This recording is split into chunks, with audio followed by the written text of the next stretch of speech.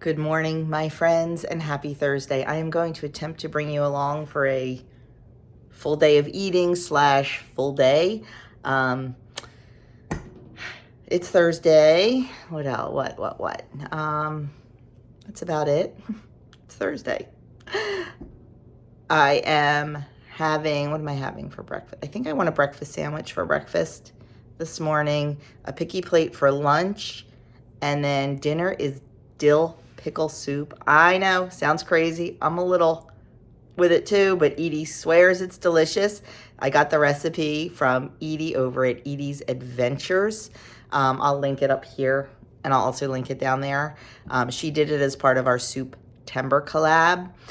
We like the dill pickle pizza, so I'm going to give it a try. I'm not going to do a cook with me on it just because Edie already did. So you can go watch her cook with me, but, you know, I'll definitely show it to you.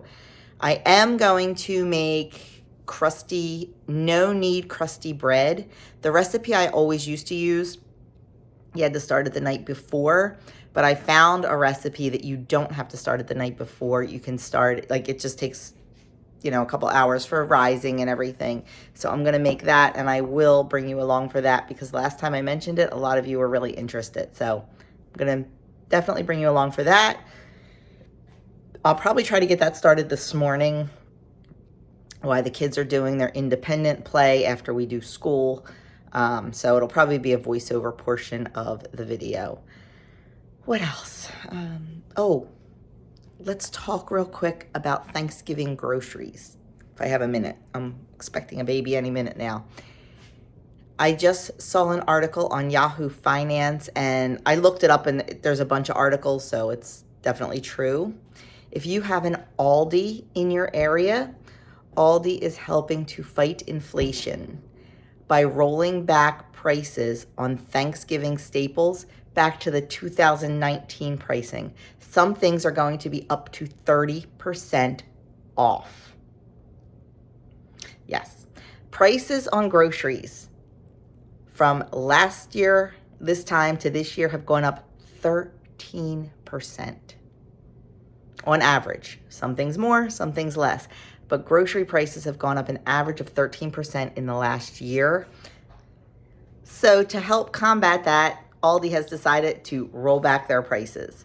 So if there's things that you need, definitely go check that out if you have an Aldi in your area.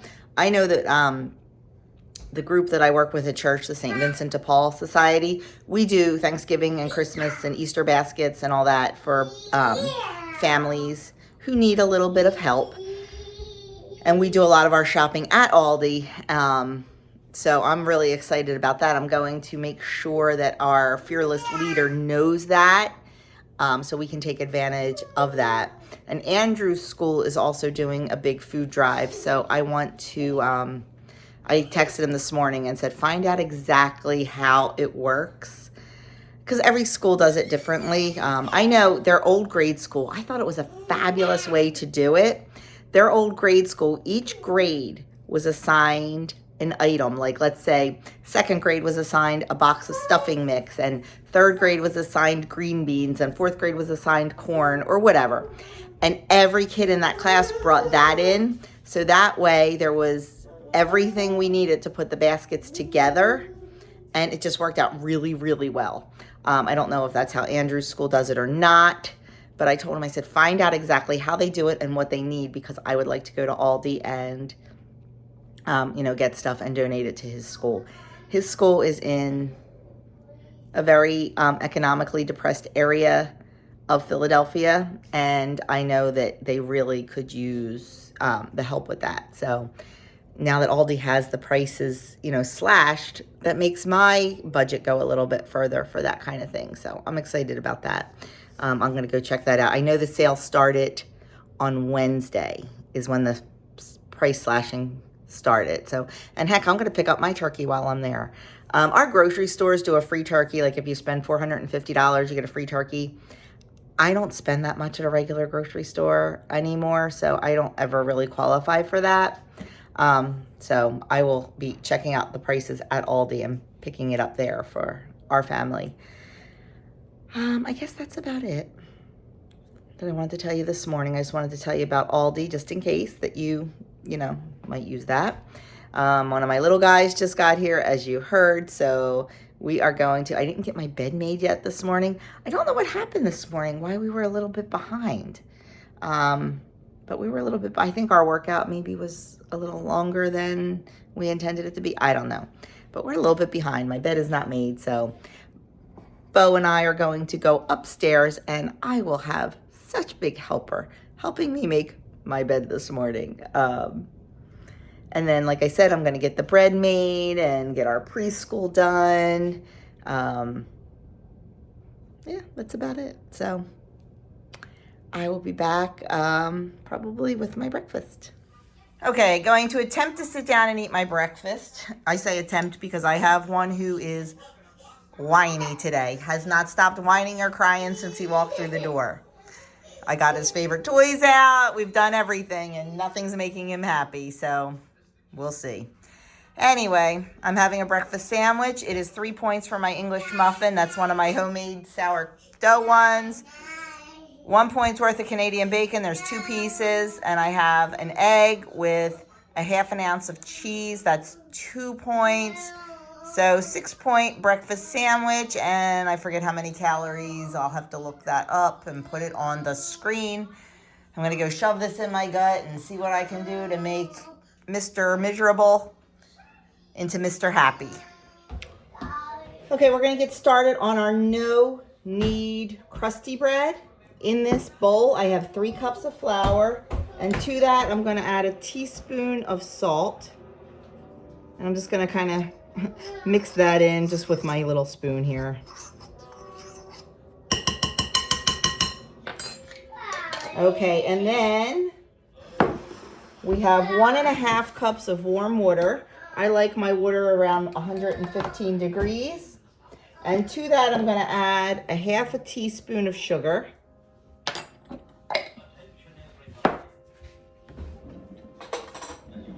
And I'm just going to give that a stir till it dissolves. And then we're going to add in yeast. The original recipe calls for a ½ teaspoon. I'm going to add just under a full teaspoon.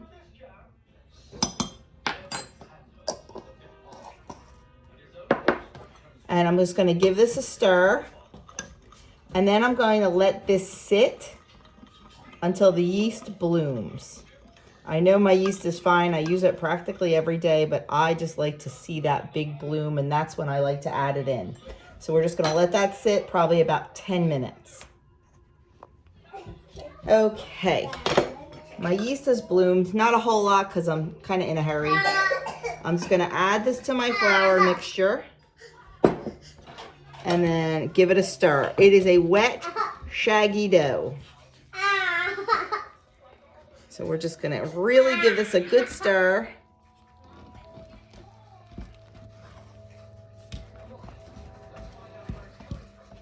And as you can see, I switched out the bowl because I want it to rise in the white bowl. And because it's such a sticky, wet dough, I wanted to grease that bowl. I didn't want to just mix it in there and then keep it in there to rise. So there is our dough. No need, just mix it up. It's wet, it's sticky, it's a hot mess, but that's okay. It's delicious. We're gonna pour it into, well, not pour it, shovel it in. I'm not so worried about like shaping it or anything now because we'll do that after the first rise. I just want to kind of turn it over a little bit. Make sure the whole thing is greased.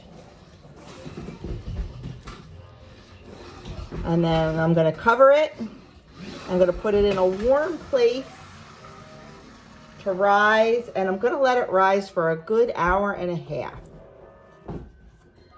If you don't have a good warm place for it to rise, what you can do is you can take your oven, turn it to 200 degrees for 1 minute and then turn it off. That'll make the oven just a little bit warm and give it a great place to rise. So that is what I am going to do, and There's my little helper.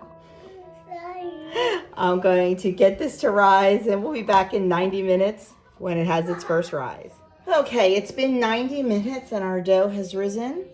So now we need to take our Dutch oven, put it with the lid on into the oven, and turn the oven to 450 degrees. We are going to let the Dutch oven come up to temperature with the oven. And in the meantime, we're going to prep our bread. So I am just going to flour my hands a little, turn the bread out onto a piece of parchment paper. And I do spray my parchment paper because this dough, you see how sticky it is. And I'm not going to knead it, but I'm just going to turn it over, pull it up on itself, and form a ball.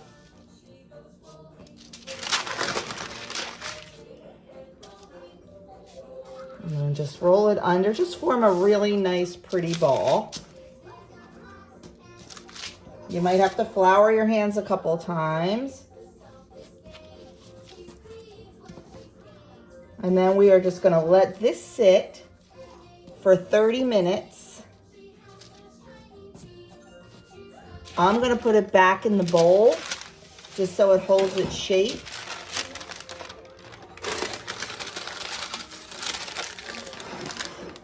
And then we're going to let it go for 30 more minutes just right on the counter while our Dutch oven is preheating and our oven is preheating. Then we'll pick it up, put it right in there, and get it baking. Okay, I took the Dutch oven out of the oven. Make sure you always keep a pot holder on it because you don't want to touch this. It is very hot.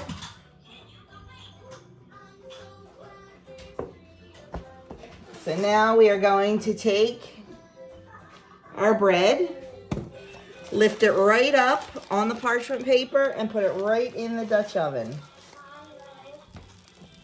Put the lid on, and we are going to pop it in the oven for 25 minutes with the lid on. Then we're going to take the lid off and bake it for another 15, and we will have a beautiful golden loaf of bread. And here it is out of the oven. Looks great, looks beautiful, and now we'll have a beautiful loaf of bread for dinner tonight. Okay, my friends, it is lunchtime, and this portion of today's video is sponsored by Uba Plate. You have seen me use my Uba Plate before, and I love it. And thank you to Uba Plate for sponsoring this portion of the video. I am going to show you my lunch and just tell you a little bit about Uba Plate, then let you know the points and calories. Here is today's picky plate, and I have it on my Uba Plate.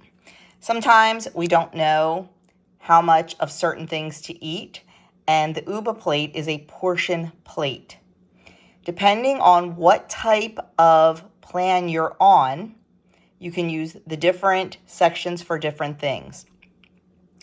You can have your protein, which is my cottage cheese, your vegetables, which is my carrots and my sauerkraut.